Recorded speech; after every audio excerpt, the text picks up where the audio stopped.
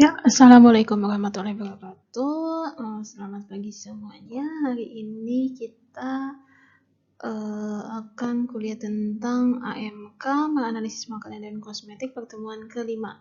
Pada pertemuan kelima kali ini kita akan membahas tentang pestisida, logam, dan cemaran mikroba pada makanan.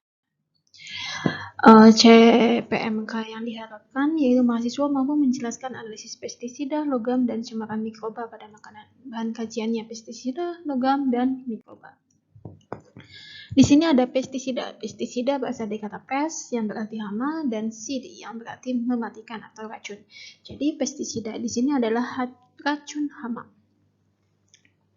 Analisis residu pestisida biasa digunakan dengan instrumen GC, GCMS, LCMS, HPLC sesuai dengan kebutuhan analisis. Kebetulan instrumen-instrumen tersebut tidak ada di kampus kita, jadi kalian harus membaca lebih banyak tentang jurnal terkait analisis pestisida di dalam makanan. Jenis-jenis pestisida di sini ada insektisida, fungisida, bakterisida, nematisida, akarisida, rodentisida, molluskisida, herbisida. Tergantung itunya ya, pestisidanya. Kemudian metode analisis pestisida. Metode analisis pestisida pada makanan umumnya terdiri dari 4 tahap. Yang pertama ekstraksi, yaitu dengan pelarut organik. Syaratnya dapat melarutkan dengan sempurna pestisida yang hendak dianalisis. Melarutkan sedikit mungkin komponen dari sampel yang diekstrak, titik didih tidak terlalu tinggi, serta tingkat kemurniannya tinggi. Kemudian langkah selanjutnya adalah clean up, yaitu hasil ekstraksinya itu mengandung selain pestisida yang berasal dari matriks sampel perlu dihilangkan agar tidak mengganggu saat pengukuran. Kemudian tahap yang ketiga adalah pengukuran atau penetapan konsentrasi pestisida. Hasil dari clean up tadi diukur kandungan residu pestisidanya dengan satuan ppm atau ppb. Oleh karena itu diperlukan instrumen yang sangat sensitif dalam mendeteksi residu pestisida tersebut. Tadi kan sudah dijelaskan bahwa yang bisa instrumennya itu GC, HPLC, dan lain sebagainya. Kemudian tahap terakhir yaitu konfirmasi melalui instrumen. Jadi konfirmasi digunakan untuk memberikan kepastian keberadaan suatu residu pestisida dengan cara mengidentifikasi suatu pestisida berdasarkan waktu tambat dan spektrum massa. Nah, contohnya tadi menggunakan GCMS atau LCMS. Di sini ada contoh kasus yaitu analisis residu pestisida pada tomat menggunakan GC. Nah, seperti yang kita ketahui bahwa tomat kan hasil kebun ya, sayuran hasil kebun. Pasti di kebun tuh kan biasanya menggunakan pestisida. Nah, kita analisis apakah masih terkandung pestisida pada tomat tersebut atau tidak. Karena kan masa iya pestisida kita makan, ya enggak? Nah, untuk tahapan analisisnya di sini meliputi ekstraksi bahan tanaman, pembuatan larutan standar, dan analisis kuantitatif. Pada prinsipnya, pestisida diekstraksi dengan aseton diklorometana dan petroleum ether. Kemudian ekstraknya diuapkan sampai hampir kering dan residu diuapkan dalam isooktan toluen. Nah, umumnya tidak dilakukan pembersihan atau clean up dan ditetapkan dengan GC. Diukur dengan menggunakan GC. Tadi ya seperti sudah saya sebutkan di awal bahwa pestisida ini dianalisis bisa menggunakan dengan instrumen seperti GC atau HPLC.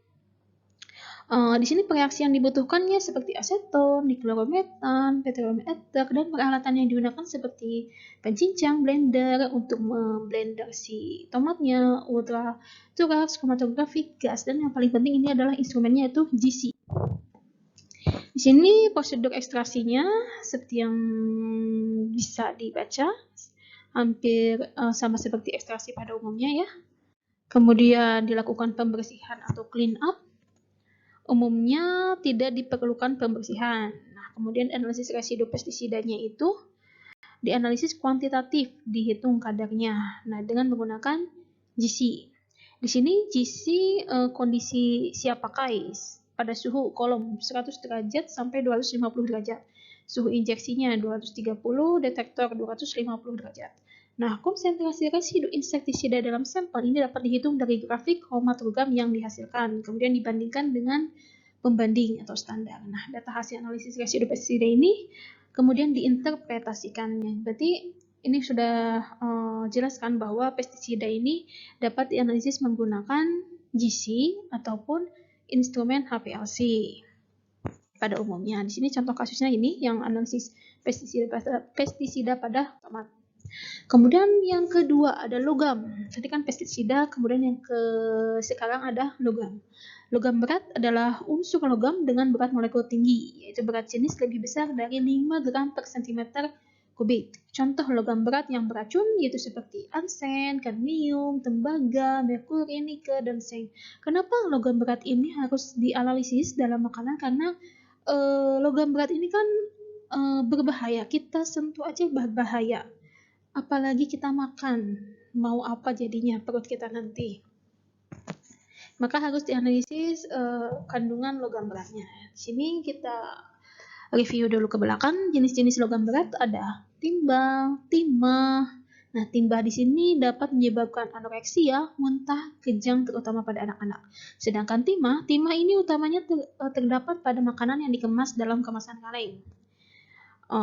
Paparan timah ini dapat menyebabkan mual, kram perut, muntah, dan diare.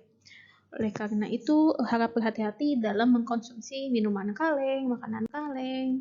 Kemudian ada juga logam kadmium. Paparan jangka panjang kadmium dapat menyebabkan penyakit paru, ginjal, dan deformasi tulang. Sangat berbahaya sekali. Kemudian di sini ada analisis logam pada makanan. Umumnya itu menggunakan instrumen berupa AS. Logam itu biasanya berupa AS. Keuntungan AS yaitu selektif, sensitif, dan dapat mendeteksi hingga kadar yang terkecil. Kemudian sampel yang dibutuhkan juga tidak terlalu banyak. Di sini tahapan analisis menggunakan AS yaitu dengan penyiapan sampel, preparasi sampel terlebih dahulu, kemudian analisis menggunakan AS, dan interpretasi data.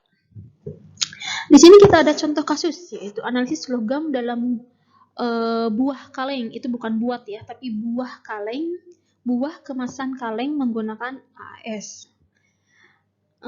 Alat-alat yang digunakan adalah AS tadi, AS, kemudian bahannya seperti yang dapat dilihat di layar laptop Anda. Metodenya metode AS. Cara kerja AS pada umumnya yaitu pembuatan larutan baku. Soalnya kan nanti dibuat kurva baku, kemudian pembuatan kurva kalibrasi, validasi metode, penyiapan sampel. Nah, penyiapan sampel ini berupa pengambilan sampel, persiapan dan pengeringan sampel, destruksi sampel, pengukuran penggunaan AS, dan interpretasi data hasil pengukuran AS. Untuk yang logam tadi sudah jelas semua kan? Nah, berarti kan tadi kita sudah membahas pestisida dan logam. Pestisida itu bisa menggunakan alat GC ataupun HPLC. Nah, untuk logam tadi bisa menggunakan AS. Nah, ini yang ketiga kita akan bahas tentang mikroba. Untuk deteksi mikroba pada makanan, di sini ada total mikroba seperti bakteri, yeast, jamur, kemudian ada bakteri indikator seperti coliform, fecal coliform, E. coli, kemudian ada juga bakteri patogen seperti classical patogen, emerging patogen, dan lain sebagainya. Kalian sudah pernah belajar mikrobiologi kan pada semester 2? Pasti masih ingat tentang analisis mikroba. Kemudian untuk kriteria bakteri indikator dan patogen di sini ada berkaitan dengan feses dan patogen enterik.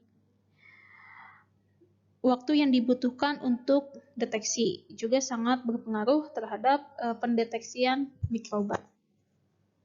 Ini bisa dibaca ya. Kemudian untuk penghitungan mikroba dalam bahan pangan, di sini uji coliform dengan metode MPN. Nah, nanti kalian baca-baca tentang metode MPN di sini. Kemudian pengujiannya itu berupa uji pendugaan, presumptive test, uji penetapan, confirmation test, dan uji lengkap, complete test, dalam penghitungan mikroba dalam bahan pangan. Kemudian mikroba pada bahan makanan terdiri dari berbagai spesies yang berasal dari berbagai lingkungan. Populasinya tergantung dari penerapan proses sanitasi, proses pengolahan, dan kontrol yang digunakan untuk membunuh mikroba. Jadi mikroba ini biasanya erat kaitannya dengan proses sanitasi, proses pengolahannya seperti apa, kebersihannya seperti apa, sehingga memungkinkan nggak ada bakteri yang bisa tumbuh di dalam makanan tersebut. Tujuan melakukan analisis mikroba yaitu untuk menentukan jenis dan sumber kontaminan, untuk evaluasi proses sanitasi, dan menentukan kualitas mikrobiologis makanan. Selain itu untuk menentukan umur simpan makanan. Biasanya kalau misalkan untuk menentukan umur simpan makanan kan misalkan kalau dalam rentang waktu berapa lama sih roti itu dapat berjamur, kan kalau berjamur kan otomatis kita sudah tidak bisa memakannya lagi. Kemudian kalau untuk menentukan kualitas mikrobiologis makanan, jadi kualitasnya baik atau enggak, seperti itu. Di sini bisa dilakukan untuk analisis mikroba pada makanan itu bisa dilakukan dengan metode kuantitatif dan kualitatif. Metode kuantitatif yaitu enumerasi atau estimasi langsung atau tidak langsung. Jadi bisa dengan melakukan enumerasi, estimasi langsung atau tidak langsung. Kemudian di sini kalau enumerasi langsung yaitu microscopic counts. Jadi menggunakan CVU, Colony Forming Unit. Nanti baca. Non-selective agar media menggunakan PCA, non-selective diferensial agar media, selektif agar media, selektif diferensial agar media. Kemudian ada juga selain enumerasi langsung ada enumerasi tidak langsung, yaitu menggunakan metode MPN. MPN, dye reduction test, pengenceran, dan lain sebagainya. Kemudian untuk metode kualitatif itu bisa menggunakan untuk mengetahui bakteri patogen positif atau negatif, yaitu Salmonella, E. coli, Clostridium, botulinum, disteria, dan lain-lain. Ada juga metode cepatnya yaitu menggunakan ELISA. Kalian udah belajar tentang metode ELISA? Dan atau juga bisa menggunakan nucleic acid probe. Ini untuk metode cepatnya. Sampai sini sudah ada bayangan tentang analisis logam, pestisida, dan mikroba. Nah, saya yakin untuk yang sedikit-sedikit rumit itu adalah mikroba karena berkaitan dengan mikrobiologi. Kemudian untuk di sini saya harapkan bahwa pertemuan kali ini kalian dapat memahami tentang pestisida, apa itu pestisida, apa itu logam, apa itu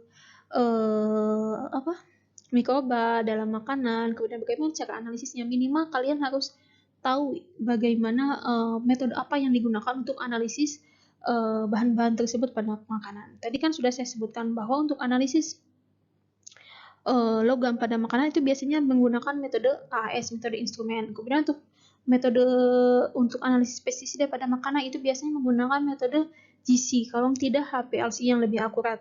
Kemudian untuk analisis mikroba pada makanan itu dengan menggunakan metode yang paling banyak yaitu MPN. Dengan metode MPN, kalian cari tahu metode MPN itu seperti apa. Nah, minimal tahu metodenya sehingga nanti untuk kedepannya tidak terlalu blank pikirannya ya. Oke, cukup sampai sini. Jangan lupa baca-baca. Oh ya, selain dari perkuliahan ini, kalian diperbolehkan membaca sebanyak-banyaknya sumber dari manapun, mau dari internet, mau dari buku, mau dari jurnal, boleh. Selama itu ada sumbernya, masih dipercayai sumbernya. Oke, cukup sekian perkuliahan kali ini. Mohon apabila ada pertanyaan, silahkan bertanya ataupun japri melalui forum. Di sini saya memohon maaf apabila perkuliahan online ini tidak maksimal seperti layaknya di kelas. Saya mohon maaf.